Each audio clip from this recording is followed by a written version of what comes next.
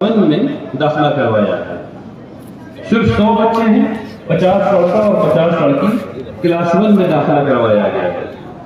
پہلے دن اس امت کے لوگ، میرے جیسے لوگ یہ فیصلہ کرتے ہیں کہ اس میں 43 کو کلاس میں نہیں بیٹھنا چاہیے.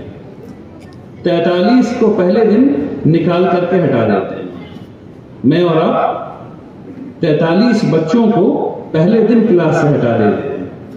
اب کتنے بچے بچ گئے؟ حساب کرنا چاہیے نا.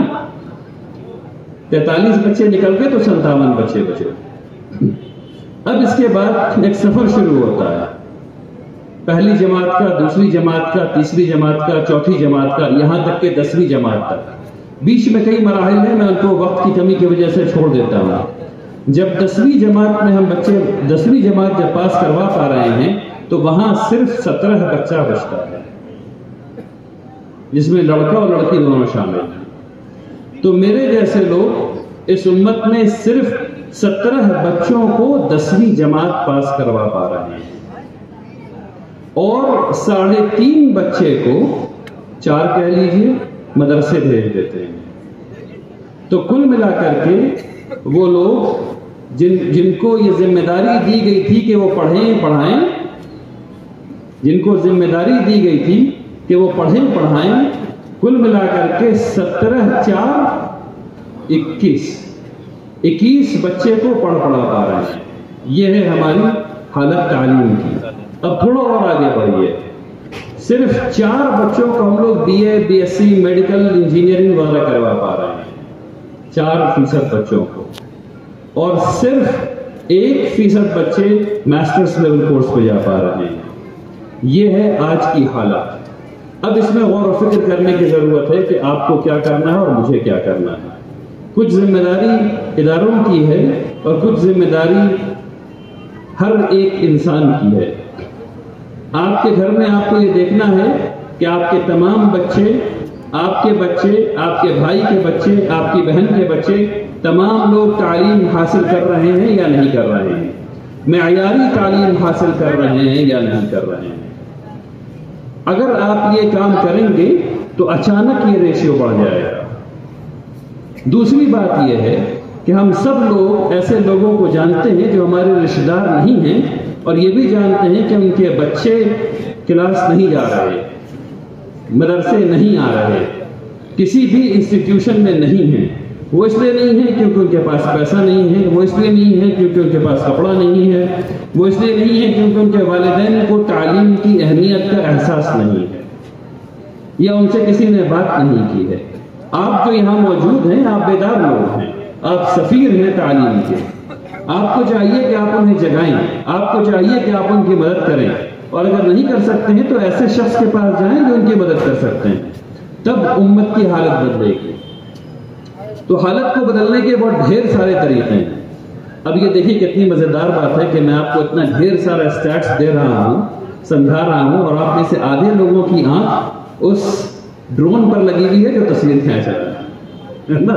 تو یہ نہیں ہونا چاہیے. میں دیکھ رہا ہوں آپ لوگوں کی آنکھ کو وہ ڈرون پر اٹک گئی ہے. ٹھیک، آنکھ ادھر کر لیجیے اور ذہن بھی ادھر کر لیجیے انشاءاللہ. اب دوسری بات آپ کو بتانا ہے، اس کو ذرا اور غور سے سنیے. اس ملک میں 2 قسم کے ادارے ہیں. ایک ادارہ عام لوگوں کے لیے بنایا گیا ہے، ایک ادارہ ان بچوں کے لیے بنایا گیا ہے جو تعلیم میں ایکسلنس پیدا کرتے ہیں. ایک ادارہ عام لوگوں کے لیے بنایا گیا ہے، ایک ادارہ ان لوگوں کے لیے بنایا گیا ہے جو تعلیم میں ایکسلنس پیدا کرتا ہے.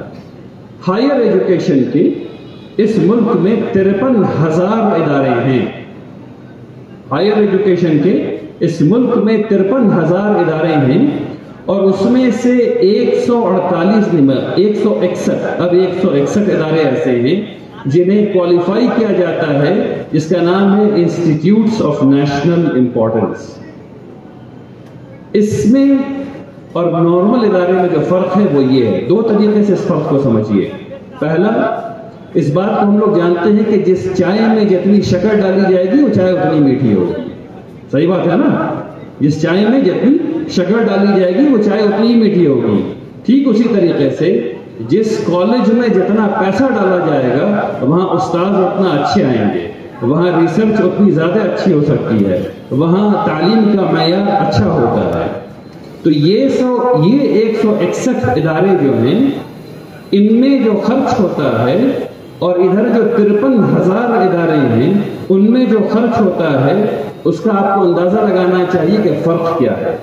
ان 53 اگر ہندوستان کی حکومت کے پاس صرف 100 روپے ہیں، اگر ہندوستان کی حکومت کے پاس صرف 100 روپے ہیں تو اس کو سمجھیے اور غور سے سمجھیے، 53,000 ادارے کو 48 روپے ملتا ہے۔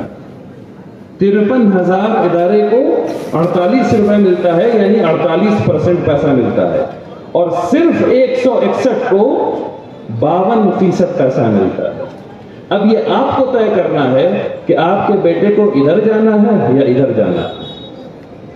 ادھر جائے گا انجینئرنگ کرے گا تو 10,000 روپے کی نوکری بھی نہیں ملنے والی، ادھر جائے گا انجینئرنگ کرے گا تو شروع ہوگی 14 لاکھ روپے سے۔ بات سمجھ میں آ رہی ہے؟ اگر ادھر جائے گا 161 میں تو شروع ہوگی انجینئرنگ 14 لاکھ روپے سے، اور ادھر جائے گا تو 10,000 بھی نہیں ملنے والا مہینے کا۔ تو یہ فرق پیدا کیا جاتا ہے۔ اس کا دوسرا طریقہ سمجھنے کا یہ بھی ہے کہ اس 161 جو ادارے ہیں ان میں کتنی سیٹ ہے؟ ان میں تقریباً 1 لاکھ سیٹ ہے، میڈیکل انجینئرنگ سب کچھ ملا کر کے 1 لاکھ سیٹس ہیں۔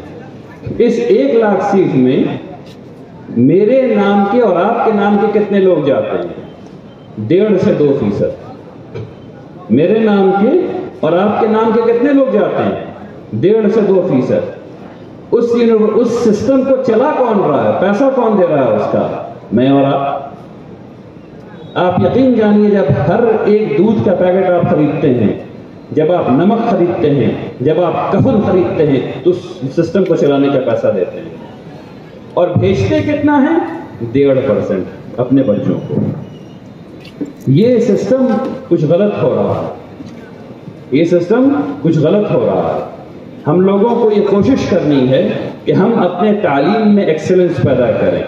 اب میں تیسری بات پہ آتا ہوں۔ جتنے یہاں طلبہ ہیں کھڑے ہو جائیے، جتنے کسی بھی سسٹم میں ہو، یہاں دارالعلوم میں ہو، باہر ہو، اسکول میں ہو، کہیں بھی ہو، کھڑے ہو جائیے۔ تمام صرف اتنی طلبہ ہیں یہاں پہ؟ لا الہ الا اللہ محمد رسول اللہ۔ نہیں کوئی اور ہو؟ ہاں ٹھیک، ماشاء اللہ، بہت اچھا ہے۔ اب مجھے بتائیے، نہیں کھڑے ایکسرسائز کروا رہا ہوں، کھڑے ہوئے۔ اب یہ بتائیے، یہ 75% نمبر کیسا ہے؟ پاس مارک سے تو بہت زیادہ ہے، پاس مارک سے بہت زیادہ ہے نا بھائی۔ 80% کیسا ہے؟ وہی بہت اچھا ہے۔ اچھا 90% کیسا ہے؟ بہت اچھا ہے۔ 90% لا کے سب لوگوں کو سکون ہو جائے گا۔ 90% اگر آپ کا نمبر آنے لگے تو آپ کو اچھا محسوس ہوگا نا بھائی، کامیاب محسوس ہوگا نا بھائی۔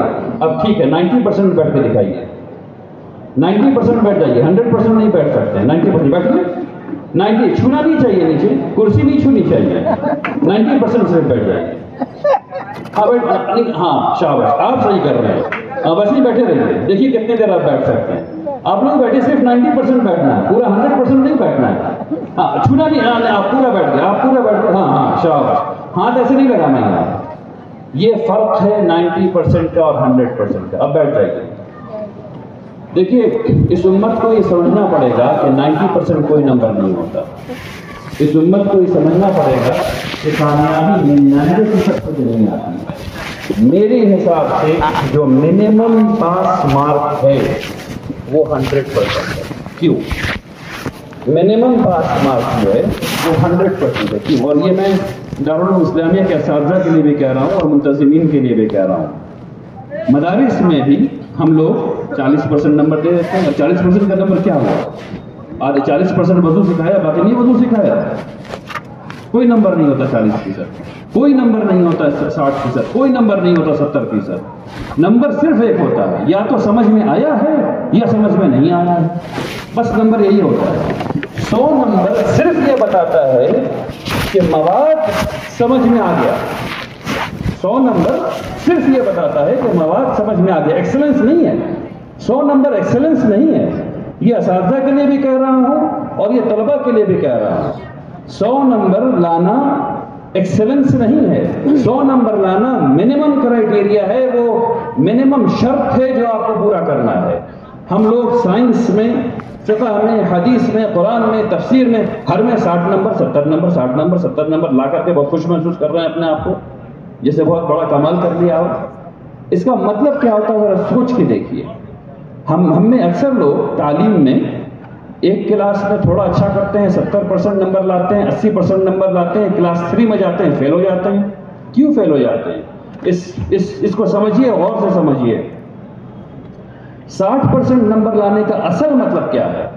60% لانے کا اصل مطلب یہ ہے کہ آپ کو 40% مواد سمجھ میں نہیں آیا.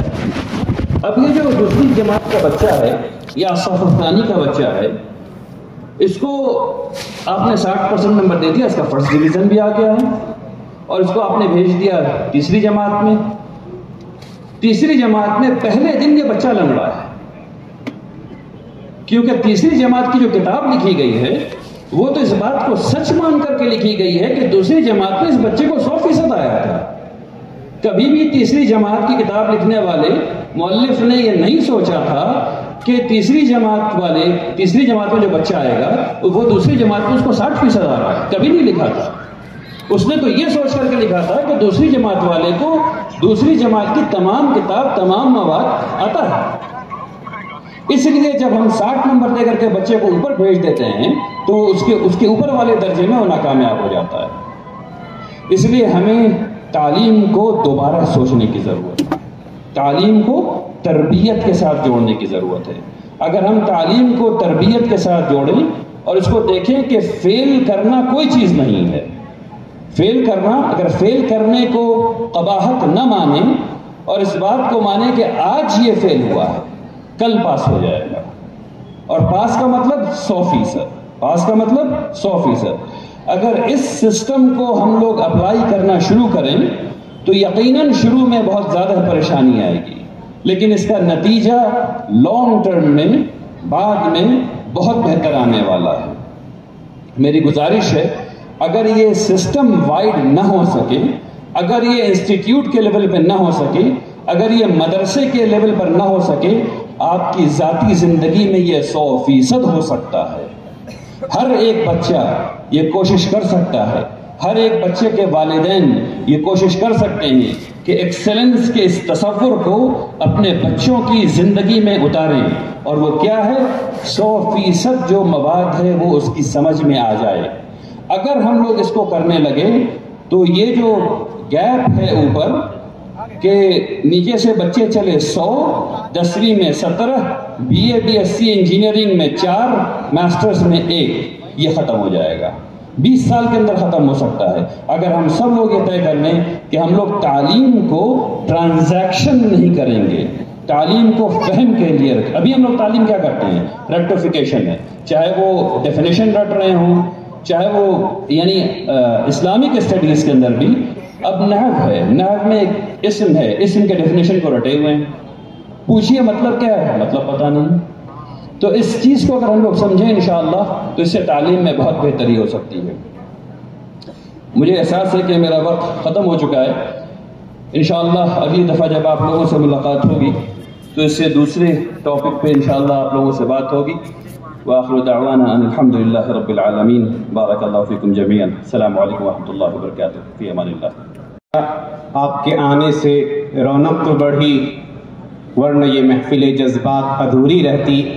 یہ تھے حضرت مولانا احمد ولی فیصل رحمانی، امیر امارت شرعیہ بہار، جھارکھنڈ، اڑیسہ، جو اسٹیٹسٹیکل انالیسس کے ذریعے یا اعداد و شماریات کے ذریعے مسلمانوں کی تعلیمی زبحالی پہ روشنی ڈال رہے تھے، اور روشنی کے کرن بھی بن کر رہنمائی بھی کر رہے تھے کہ کیسے ہم اپنے بچوں کی تعلیمی معیار کو بلند کر سکتے ہیں. ہم حضرت مولانا احمد ولی فیصل رحمانی صاحب کا بےحد شکر گزار ہیں کہ انہوں نے سفر کی صعوبتوں کو برداشت کیا اور ہمارے اس مجلس کی زینت بنے. اب میں قبل اس کے کہ اپنے اگلے